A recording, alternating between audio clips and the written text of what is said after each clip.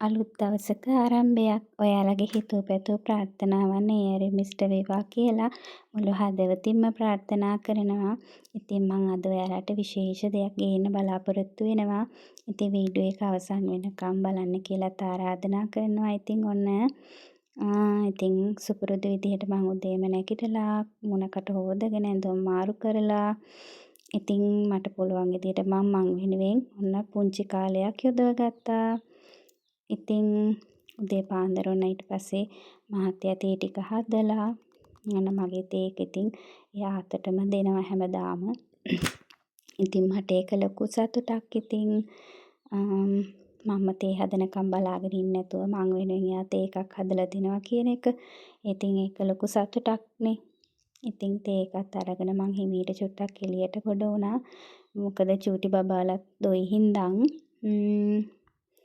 කුරුල්ලෝ කෑ ගහන සද්දෙට මල් බලන්න ඉතින් වටපිටාවේ ලස්සන බලන ගමන් තේ එක බොනකොට හිතට ඉතින් හරි සැහැල්ලුවක් දැනෙනවා. ඊට පස්සේ ඔන්න උදේ පාන්දරනේ සුපුරුදු විදිහට ඉතින් බුදුන් වැඳලා දවස පටන් ගන්න තමයි හදන්නේ. ඉතින් මම බුදුහාමුදුරන්ගේ ආශිර්වාදය ලොකුවට ඉතින් විශ්වාස කරනවා. ඊට අමතරව විෂ්ණු දෙවියන්ට පහන තියෙනවා. මම විශ්වාස කරන එකෙන් මට ගොඩාක් දේවල් ලැබුණා කියලා ලැබෙනවා දෙවියන්ගේ ආශිර්වාදය ලොකුවටම. ඉතින් මෙහෙම දවස පටන් ගන්නවා. ඉතින් මම අදත් සුපුරුදු විදිහටම ඊට පස්සේ ඔන්න පොඩ්ඩක් නැගිට්ටා. ඉතින් එයාව මුණකට හොදලා ඇඳුම් මාරු කරලා ඉතින් එයාගේ වැඩ ටිකත් කරන්න ඕනේනේ.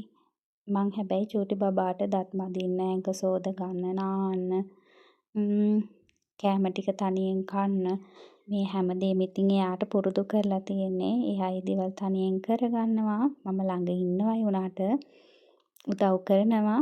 ඔන්න ඒ අතරේ ඉතින් මේ ටික ඉවර කරලා ඇවිල්ලා ගේ අතු ගහන්න හදනකොට පූසා කොස් අල්ලගෙන. පේනවනේ ගේ අතු ගහන්න දෙන්නේ නැහැ එයා. එයාට කොස් ඕනෙලු.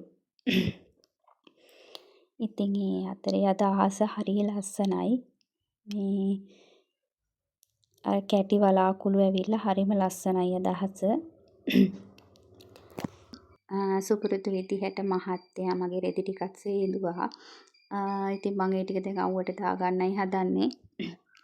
අද තද පෑවිල්ල මෙහෙට ඇත්තටම මේ කටහඬක් වෙනස් වෙලා තියෙන්නේ. මොකුත් හිතන්න එපා. ඒකට සමාව ඉල්ලනවා. ඉතින් මම අපිට පෑවිල්ල එච්චර ඔරොත්තු දෙන්නේ නැහැ. මේ සීතලට හුරු වෙලා නිසා. ඉතින් මට කියන්න ඕනේ විශේෂම කාරණාව තමයි ගොඩාක් කට්ටිය කියනවනේ ඉතින් මුදල් පසුම්බියේ මුදල් රැඳෙන්නේ නැහැ කියලා. පුළුවන් නම් මේ දේ කරලා බලන්න. අපි පාවිච්චි කරන මුදල් පසුම්බිය තියනවානේ. ඒක කොයිම වෙලාවකවත් paludu වුණ එතකොට ඉරුණු මුදල් පසුම්බියක් ගන්න එපා. මේකට අනිවාර්යයෙන්ම සල්ලි දානකොට හොඳට කොලේ දිග ඇරලා දාන්න එකම පැත්තකට. එතකොට බැංකු කාඩ්පත් තියෙනවනේ ID එක එතකොට බැංකු පොත් වගේ දේවල් වෙනම පැත්තකට දාන්න ඕනේ. මේකේ ඒ පැත්තට සල්ලි දාන්න යන්නත් එපා. එතකොට කාසි 2-3ක් තියාගන්න පර්ස් එකේ. ගොඩාක් තියාගන්න එපා. ඊට අමතරව සල්ලි දානකොට ගෞරවයෙන් දාන්න මට ලැබේවා කියලා හිතාගෙන දෙනකොටත් අත් දෙකෙන් අල්ලලා තව කෙනෙක්ට සුබ ප්‍රාර්ථනා කරලා දෙන්න. යාගේ ජීවිතේ දියුණුවටමපත් වේවා කියලා හිතාගෙන ඉතින් අනිවාර්යයෙන්ම මුදල් රැඳේ පර්ස් එකේ. පර්ස් එකට අනිවාර්යයෙන්ම ගෞරවයක් දක්වන්න. පිරිසිදු තැනක තියන්න පර්ස් එක. පිළිවෙලට නිතරම තියාගන්න. තුන්ඩු කෑලි බස් ටිකට් ඕවා ගුලි කරලා දාගන්න එපා කොයිම වෙලාවකවත්. ඉතින් අපි පර්ස් එකට ගෞරවය දක්වන තරමට සල්ලි වලට ගෞරවය දක්වන තරමට අපිට ඇත්තට මේ දේවල් ලැබෙනවා. ඉතින් දැන් හවස 4ට විතර ඇති. මට කතා පොතක් තියෙනවා ඉතින් කියවන්න.